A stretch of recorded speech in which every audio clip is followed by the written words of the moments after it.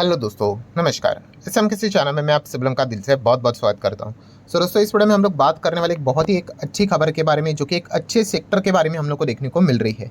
And अच्छा इसलिए कह रहा हूं क्योंकि वो सेक्टर काफ़ी अच्छा कर रहा है और वो अच्छा और परफॉर्मेंस करने के लिए यहाँ पे उसको एक लगातार सपोर्ट सिस्टम की ज़रूरत होती है। किसके ओर से? भारत सरकार की ओर से, गवर्नमेंट ऑफ इंडिया की ओर से। क्योंकि वो जो सेक्टर है उसके ऊपर जो कंट्रोल है वो मैक्सिमम हम लोग को सरकार का ही देखने को यहाँ पे मिल जाता है। तो सरकार क्या बोल रहा है, सरकार क्या कर रही है, इसी के हिसाब से वो सेक्टर का भविष्य हमेशा हम लोग को देखने को यहाँ पे मिलता रहता है।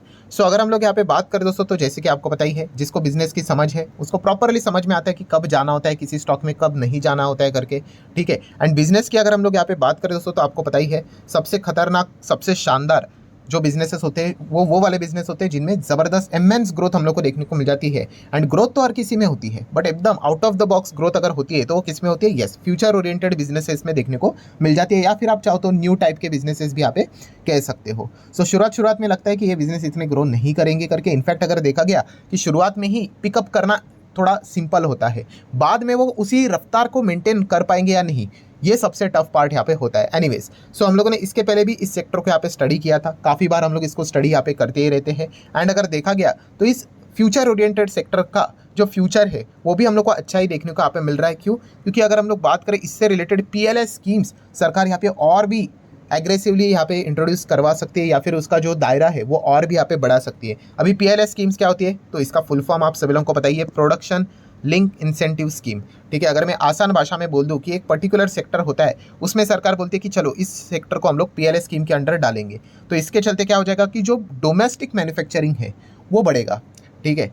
प्लस उसी के साथ साथ जो फाइनेंस भी किया जाता है उससे रिलेटेड भी इंसेंटिव्स कंपनीज को यहाँ पे प्रोवाइड किया जाता है कि अगर आप इस सेक्टर वाली कंपनीज को अगर मदद करोगे तो चलो आपको भी हम लोग मदद करेंगे करके। ठीक है। एंड बाकी की चीज़ों की बात कर तो आपको पता ही है, जो बाहर से चीज़ें इंपोर्ट करवाई जाती है वो क्या हो जाती है? कम हो जाती है। एंड जॉब्स भी क्रिएट यहाँ पे हो जाते हैं। इनफैक्ट देखा गया सरकार का ये भी टारगेट होता है कि अगर अच्छी तरीके से मैन्युफैक्चरिंग अगर हो जाए एंड हमारे डोमेस्टिक मार्केट का अगर डिमांड फुलफिल हो जाए तो क्या करेंगे, वो एक्सपोर्ट भी कर सकते हैं। हालांकि ये लंबा प्रोसेस होता है, ये इतना ईजी नहीं होता है, क्योंकि हमारा देश इतना बड़ा है, उसका डिमांड फुलफिल करना हर लेवल पे काफ़ी मुश्किल हो जाती है। सो यहाँ पे कौन से सेक्टर की बात हो रही है जहाँ पे सरकार ने पीएलएस स्कीम से रिलेटेड अच्छी बात यहाँ पे सामने रखी हुई है? तो दोस्तों वो सेक्टर है renewable energy, green energy, clean energy. Yes, इससे रिलेटेड सरकार और भी इन सेक्टर में काम करने वाली कंपनीज को सपोर्ट यहाँ पे करने वाली थ्रू पीएलएस स्कीम, ये अनाउंसमेंट उन्होंने यहाँ पे कर लिया है। सो आप देख सकते हो गवर्नमेंट ने अश्योर किया है कि ग्रीन एनर्जी की बात करें, सेक्टर की बात करें, उनको वो लगातार पीएलएस स्कीम के थ्रू,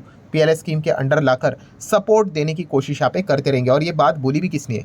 एमएनआरई मिनिस्ट्री ने। एमएनआरई मिनिस्ट्री बोले तो फुल फॉर्म क्या है इसका?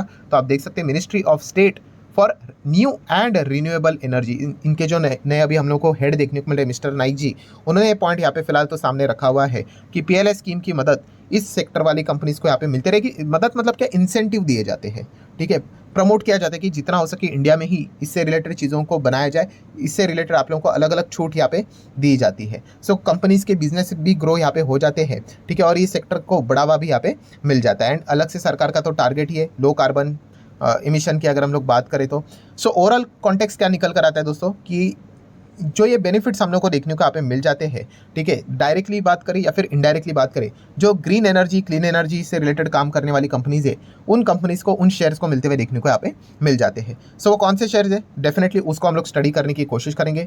डिस्क्लेमर क्लियर कट है कि कोई रिकमेंडेशन नहीं भाई कि बाय करो, सेल करो, होल्ड करो, एवरेज करो करके। हम लोग हमेशा इन चीज़ों को पढ़ने के ऊपर ही फोकस यहाँ पे करवाते रहते हैं। सो लिस्ट निकाली जाए तो काफ़ी कंपनीज आप लोगों को मिलेगी। अगर आप इस चैनल को रेगुलरली फॉलो करते हो तो यूजुअली देखा गया तो आपके लिए कोई नए नाम नहीं होंगे। ठीक है। काफ़ी सारे वही पुराने नाम आप लोगों को देखने को मिलेंगे। एंड इसके पहले भी हम लोगों ने इन चीज़ों को स्टडी यहाँ पे किया। इसलिए मैं हमेशा आप लोगों को कहता हूँ कि हमेशा आपका ऑब्जर्वेशन, एज ए इन्वेस्टर आपका ऑब्जर्वेशन स्ट्रांग होना चाहिए कि कौन सा सेक्टर भविष्य में धूम मचा सकता है।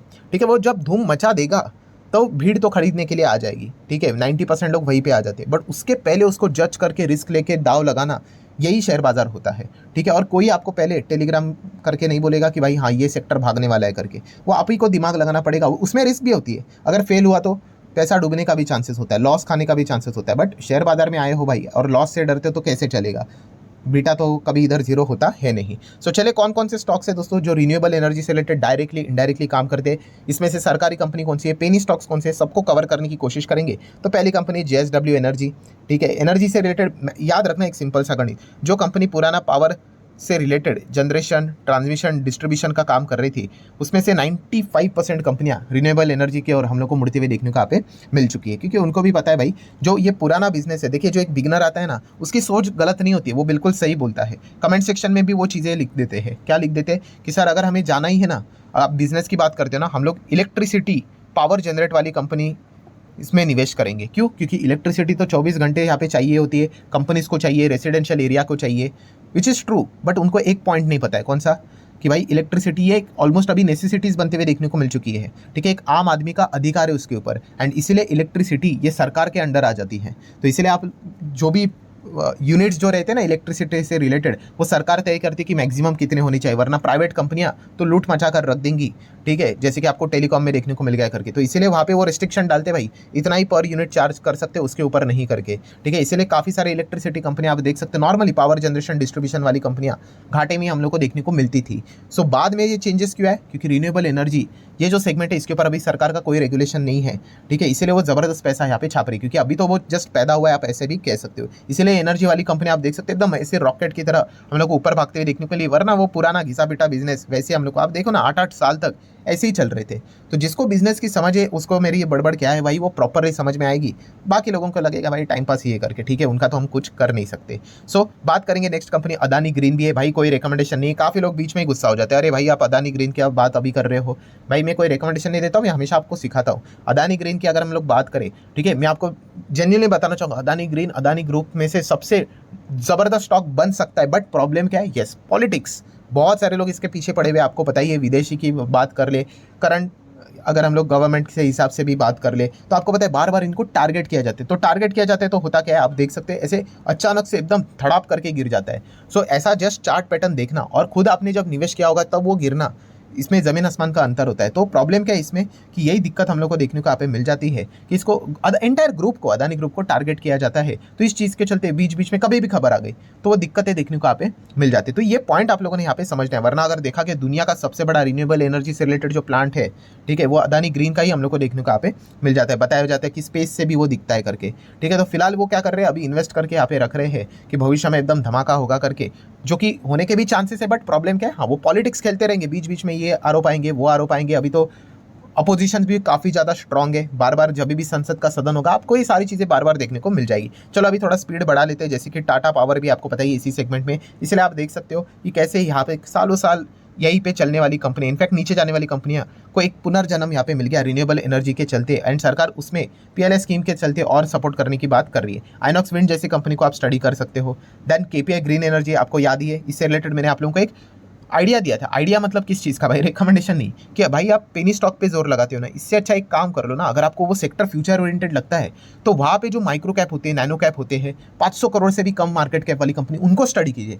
वहाँ पे अगर खेलना ही है दाव, तो 1 क्वांटिटी 2 क्वांटिटी 3 क्वांटिटी से खुद से स्टडी करके दाव खेलिए, ठीक है। सही जाओगे तो आपका ही कॉन्फिडेंस नेक्स्ट लेवल पे चला जाएगा। सो KPI ग्रीन एनर्जी 500 करोड़ से भी छोटा मार्केट कैप वाली कंपनी थी, बाप रे बाप, आज ये कंपनी 11,500 करोड़ से भी करोड़ का भी मार्केट कैप को क्रॉस कर चुकी है। जस्ट इमेजिन क्या परफॉर्मेंस रहा है यहाँ पे। तो ये चीज़ें सीखना काफ़ी इंपॉर्टेंट यहाँ पे होता है। देन बोरोसिल रिन्यूएबल जैसी कंपनीज को आप चाहो तो स्टडी कर सकते हो। देन स्टेरलिंग एंड विल्सन, ये कंपनी तो हालत ही खराब हो चुकी थी, ये रिन्यूएबल एनर्जी के चलते ही आप देख सकते हैं इन्होंने तो पूरा वापस यहाँ पे कमबैक कर लिया, वरना तो बहुत गड़बड़ हुई थी, डिफॉल्ट के तक भी चीज़ें हम लोग को जाते हुए देखने को मिली थी। देन बात करेंगे वेबसल एनर्जी जैसी कंपनी, आप देख सारे कंपनियाँ कैसे इनके चार्ट पैटर्न सुधरे, देखिए आप यहाँ पे देख सकते हो। अभी जो बिगनर होगा वो अभी देखेगा इस वीडियो को, कहेगा कि सर अभी क्यों बता रहे हो करके। तो भाई आप मेरे पुराने चैनल्स मतलब पुराने वीडियोस देख सकते हैं, 6 साल पुराना चैनल है, वहाँ पे भी जाके आपको इस प्रकार के बिजनेस ओरिएंटेड वीडियोस देखने को मिल जाएंगे। ABB इंडिया जैसी कंपनी भी आप देख सकते हैं, एकदम अफलातून 1.5 लाख करोड़ का मार्केट कैप है इस कंपनी का। सो बिजनेस को समझो भाई कि कहाँ पे यहाँ पे मतलब हम लोगों को पैसे की बारिश होते हुए देखने को मिलेगी, वहाँ पे ही हम लोगों ने दाव लगाकर सीखना यहाँ पे होता है। देन शक्ति पंप्स जैसी कंपनी की बात करें, देन अगर हम लोग बात करें तो इसी सेगमेंट में पेनी स्टॉक्स कौन से, अभी काफ़ी सारे लोग पेनी स्टॉक है, अरे वाह वाह भाई इधर ही हम लोग जाएंगे, तो ऐसा नहीं करना है मेरे भाई। मैं जस्ट आप लोगों को स्टडी करने के लिए यहाँ पे बता रहा हूँ। अभी जैसे कि हम लोगों ने ओरिएंट ग्रीन पावर को भी देखा था, 5 रुपये से भी ये छोटा स्टॉक था, अभी 20 बन गया, ठीक है भाई।